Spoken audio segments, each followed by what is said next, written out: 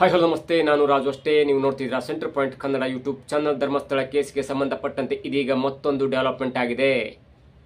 ಸುಜಾತ ಭಟ್ ಅವರ ಪ್ರಕರಣಕ್ಕೆ ಸಂಬಂಧಪಟ್ಟಂತೆ ಇದೀಗ ಡಾಕ್ಟರ್ ನಾಗಲಕ್ಷ್ಮಿ ಚೌಧರಿ ಅವರು ಅಂದ್ರೆ ಮಹಿಳಾ ಆಯೋಗದ ಅಧ್ಯಕ್ಷರು ನೇರವಾಗಿ ಎಂಟ್ರಿ ಕೊಟ್ಟಿದ್ದಾರೆ. ಹಾಗಾದ್ರೆ ಸುಜಾತ ಭಟ್ ಅವರ ಪ್ರಕರಣಕ್ಕೆ ಯಾಕೆ ನಾಗಲಕ್ಷ್ಮಿ ಚೌಧರಿ ಅವರು ಎಂಟ್ರಿ ಕೊಟ್ಟರು, ನಾಗಲಕ್ಷ್ಮಿ ಚೌಧರಿ ಅವರು SITಗೆ ಬರೆದ ಪತ್ರದಲ್ಲಿ ಏನಿದೆ, ಇವೆಲ್ಲವನ್ನ ನೋಡೋಣ. ಅದಕ್ಕಿಂತ ಮೊದಲು ಇಲ್ಲಿ ತನಕ ನಮ್ಮ ಚಾನೆಲ್ನ ಸಬ್ಸ್ಕ್ರೈಬ್ ಮಾಡಿಲ್ಲ ಅಂದ್ರೆ ಈಗಲೇ ಸಬ್ಸ್ಕ್ರೈಬ್ ಮಾಡಿ, ಜೊತೆಗೆ ಕಾಮೆಂಟ್ಗಳ ಮುಖಾಂತರ ತಮ್ಮ ಅಭಿಪ್ರಾಯವನ್ನ ತಿಳಿಸಬಹುದು. ಎಸ್ ವೀಕ್ಷಕರೇ, ಧರ್ಮಸ್ಥಳ ಕೇಸ್ ಅಂದ ಕೂಡಲೇ ಎಲ್ಲರಿಗೂ ಒಂಥರ ಆಶ್ಚರ್ಯಕರ ರೀತಿಯಲ್ಲಿ ದಿನಕ್ಕೊಂದು ಬೆಳವಣಿಗೆ ಆಗ್ತಾನೆ ಇದೆ. ಅದರಲ್ಲೂ ಮುಖ್ಯವಾಗಿ ಎರಡು ಕ್ಯಾರೆಕ್ಟರ್ಗಳು, ಅಂದ್ರೆ ಒಂದು ಭೀಮಾ ಯನೆ ಚಿನ್ನಯ್ಯ, ಮತ್ತೊಂದು ಸುಜಾತ ಭಟ್ ಎನ್ನುವಂತ ವೃದ್ಧಾಪ್ಯದ ಒಂದು ಹೆಣ್ಣು ಮಗಳು.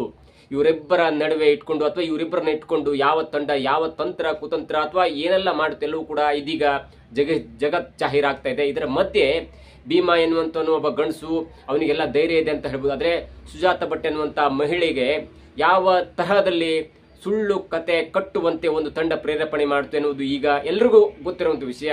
ಆದ್ರೆ ತನಿಖೆ ನಡೆಯುವಾಗ ಎಲ್ಲರೂ ಕೂಡ ಸುಜಾತ ಭಟ್ ಅವ್ರನ್ನ ರಿಯಾಕ್ಷನ್ ತಗೊಳ್ತಿದ್ರು. ಸುಜಾತ ಭಟ್ ಅವರ ಮಗಳು ಇಲ್ಲ ಎನ್ನುವಂತ ಸ್ಟೇಟ್ಮೆಂಟ್ ಕೊಟ್ಟಾಗ ಇಡೀ ಜಗತ್ತು ಇಡೀ ಪ್ರಕರಣಕ್ಕೆ ಒಂದು ಹೊಂಡ ತೋಡಿ ಮುಚ್ಚಾಗದಂಗ ಆಗ್ಬಿಡ್ತು ಅಂತ ಒಂದು ಟ್ವಿಸ್ಟ್ ಸಿಕ್ಕಿತ್ತು.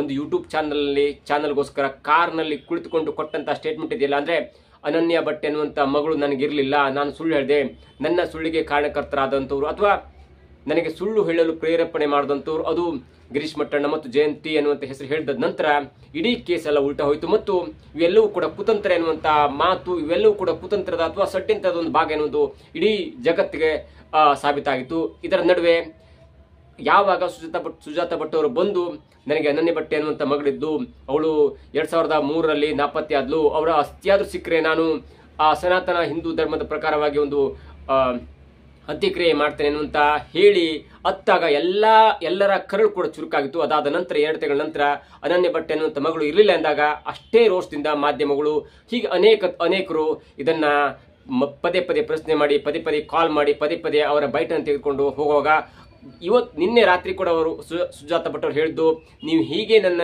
ಬೈಟ್ ತಗೊಂಡ್ರೆ, ಹೀಗೆ ನೀವು ನನ್ನನ್ನು ಫಾಲೋ ಮಾಡಿದ್ರೆ ನಾನು ನೇಣು ಹಾಕೊಂಡು ಸತ್ತೋಗ್ಬಿಡ್ತೇನೆ ಅನ್ನುವಂತ ಒಂದು ವಿಷಾದಕರವಾದ ನೋವಿನ ಮಾತನಾಡಿದ್ರು. ಇದರ ಹಿನ್ನೆಲೆಯಲ್ಲಿ ಇದೀಗ ಡಾಕ್ಟರ್ ನಾಗಲಕ್ಷ್ಮಿ ಚೌಧರಿ ಅವರು ಅಂದ್ರೆ ಮಹಿಳಾ ಆಯೋಗದ ಅಧ್ಯಕ್ಷರು ನೇರವಾಗಿ ಈ ಪ್ರಕರಣಕ್ಕೆ ಎಂಟ್ರಿ ಕೊಟ್ಟಿದ್ದಾರೆ. ಅದು ಈಗ ಮಹತ್ವವನ್ನು ಪಡ್ಕೊಂಡಿದೆ.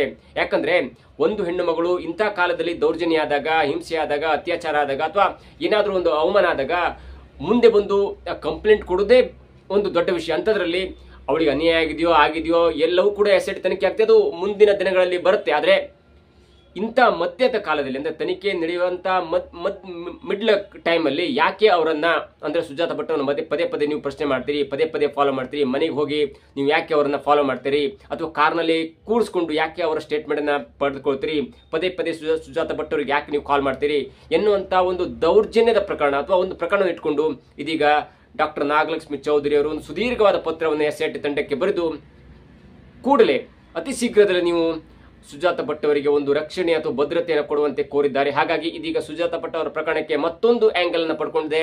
ಯಾಕಂದ್ರೆ ಒಂದು ಮಹಿಳೆ ಆದವರು ತನಗೆ ದೌರ್ಜನ್ಯ ಆಯಿತು ಅಥವಾ ತನಗೆ ಅತ್ಯಾಚಾರ ಆಯಿತು ಅಥವಾ ನಮ್ಮ ಆಸ್ತಿಯನ್ನು ಕಬಳಿಸಿಕೊಂಡ್ರು ಎನ್ನುವಂತ ದೂರನ್ನು ಕೊಟ್ಟಾಗ ಯಾಕೆ ಅವಳನ್ನೇ ಟಾರ್ಗೆಟ್ ಮಾಡಿಕೊಂಡು ಮುಖ್ಯವಾಗಿ ಮಾಧ್ಯಮದವರು ಯಾಕೆ ಪದೇ ಅವರನ್ನ ಫಾಲೋ ಮಾಡೋದು ಯಾಕೆ ಅನ್ನುವಂತ ಒಂದು ಪತ್ರವನ್ನು ಬರೆದು ಇನ್ನು ಮುಂದೆ ಹಾಗಾಗಬಾರದು, ಸುಜಾತ ಭಟ್ ಅವರಿಗೆ ತನಿಖೆ ಆಗುವಂತ ತನಕ ಕೂಡ ನೀವು ಭದ್ರತೆಯನ್ನು ಕೊಡಬೇಕೆನ್ನುವಂತ ಪತ್ರವನ್ನು SIT ಅಧಿಕಾರಿಗಳಿಗೆ ಈಗ ಡಾಕ್ಟರ್ ನಾಗಲಕ್ಷ್ಮಿ ಚೌಧರಿ ಅವರು ಅಂದ್ರೆ ದ ಪ್ರೆಸಿಡೆಂಟ್ ಆಫ್ ಅಥವಾ ಚೇರ್ಮನ್ ಆಫ್ ವಿಮೆನ್ಸ್ ಕಮಿಷನ್ ಇದೆಯಲ್ಲ, ಅವರು ಒಂದು ಪತ್ರವನ್ನು ಬರೆದಿದ್ದಾರೆ. ಯಾಕಂದ್ರೆ ಮಹಿಳಾ ಆಯೋಗದ ಒಂದು ಪತ್ರವನ್ನ ಸ್ವಲ್ಪ ಗಂಭೀರದಿಂದ ಪರಿಗಣನೆ ಮಾಡಲೇಬೇಕಾಗುತ್ತೆ SIT ತಂಡ, ಮತ್ತು ಅತಿ ಶೀಘ್ರದಲ್ಲಿ ಅವರಿಗೊಂದು ಭದ್ರತೆ ಅಥವಾ ಒಂದು ವ್ಯವಸ್ಥೆ ಕೂಡ ಮಾಡ್ಕೊಡ್ಬೇಕಾಗತ್ತೆ. ನೋಡಿ, ಡಾಕ್ಟರ್ ನಾಗಲಕ್ಷ್ಮಿ ಚೌಧರಿ ಅವರು ಅಂದ ಕೂಡಲೇ ಡಾಕ್ಟರ್ ನಾಗಲಕ್ಷ್ಮಿ ಚೌಧರಿ ಅವರು ಈ ಧರ್ಮಸ್ಥಳ ಪ್ರಕರಣ ಸದ್ದು ಮಾಡಿದಾಗ ನೇರವಾಗಿ ಒಂದು SP ಅವರಿಗೆ ಅಂದ್ರೆ ದಕ್ಷಿಣ ಕನ್ನಡ SP ಅವರಿಗೆ ಒಂದು ಪತ್ರವನ್ನು ಬರೀತಾ ಅದೇಂದ್ರೆ ಕಳೆದ 20 ವರ್ಷದಿಂದ ಬೆಳತಂಗಡಿ ಅಥವಾ ಧರ್ಮಸ್ಥಳದ ಅಕ್ಕಪಕ್ಕ ಆದಂತಹ ಅಸಹಜ ಸಾವು, ನಾಪತ್ತೆ, ಕೊಲೆ, ಅತ್ಯಾಚಾರ ಎಲ್ಲಾ ಪ್ರಕರಣಗಳು ಕೂಡ ಸಂಬಂಧಪಟ್ಟ ನನಗೊಂದು ಲಿಸ್ಟ್ ಕೊಡಿ ಅನ್ನುವಂತ ಒಂದು ವಾರದ ಗಡುವನ್ನು ಕೊಟ್ಟಿದ್ರು.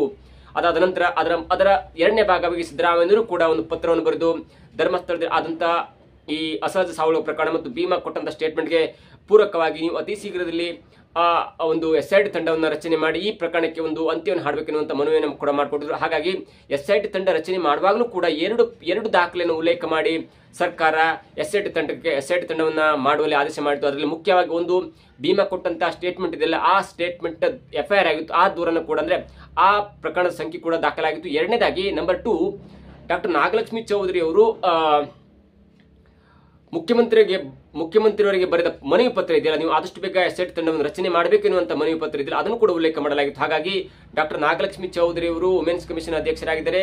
ಅಂದ್ರೆ ಅವರು ಹೇಳಿದಕ್ಕೆ ಸ್ವಲ್ಪ ಒಂದು ತೂಕ ಇರುತ್ತೆ ಮತ್ತು ಅವರ ಆ ಪೋಸ್ಟ್ ಅಥವಾ ವುಮೆನ್ಸ್ ಕಮಿಷನ್ ಅಂದ್ರೆ ಅದು ಸ್ವಲ್ಪ ಗತ್ತಾದಂತ ಪೋಸ್ಟ್ ಇರುತ್ತೆ. ಹಾಗಾಗಿ ಈಗ ಡಾಕ್ಟರ್ ನಾಗಲಕ್ಷ್ಮಿ ಚೌಧರಿ ಅವರು ಬರೆದಂತ ಪತ್ರ ಇದೆಯಲ್ಲ, ಅದು ಈಗ SIT ತಂಡ ಗಂಭೀರವಾಗಿ ಪರಿಗಣಿಸಿ ಮಾಧ್ಯಮದಿಂದ ದೂರ ಇರುವಂತೆ ಮತ್ತು ಸುಜಾತ ಭಟ್ ಅವರಿಂದ ಮಾಧ್ಯಮ ದೂರ ಇರುವಂತೆ ಒಂದು ಭದ್ರತೆಯನ್ನು ಕೊಟ್ಟು ಇದೀಗ ಸುಜಾತ ಭಟ್ ಅವರಿಗೆ ಒಂದು ವ್ಯವಸ್ಥೆಯನ್ನ ಮಾಡುವಂತ ಎಲ್ಲಾ ಲಕ್ಷಣವೂ ಕೂಡ ಕಂಡು ಬರ್ತಿದೆ. ಏನೇ ಆಗ್ಲಿ, ಈ ಪ್ರಕರಣ ಗಂಭೀರ ಸ್ವರೂಪ ಪಡಿತಾ ಇರುವಾಗ ಇದೀಗ ಡಾಕ್ಟರ್ ನಾಗಲಕ್ಷ್ಮಿ ಚೌಧರಿ ಅವರು ಮತ್ತೆ ಮಹಿಳಾ ಪರವಾಗಿ ಬ್ಯಾಟ್ ಬೀಸಿದ್ರು ನೋಡ್ತಾ ಇದ್ರೆ ಎಲ್ಲೋ ಒಂದ್ ಕಡೆ ಮಹಿಳೆಯರಿಗೆ ಜಯ ಆಗುತ್ತೆ ಅನ್ನುವಂತ ಅಥವಾ ಮಹಿಳೆಯರು ವುಮೆನ್ಸ್ ಕಮಿಷನ್ಗೆ ಬರ್ಬೋದು, ನ್ಯಾಯ ಸಿಗುತ್ತೆ ಅನ್ನೋದು ಕೂಡ ಇದೀಗ ಸಾಬೀತಾಗ್ತಿದೆ.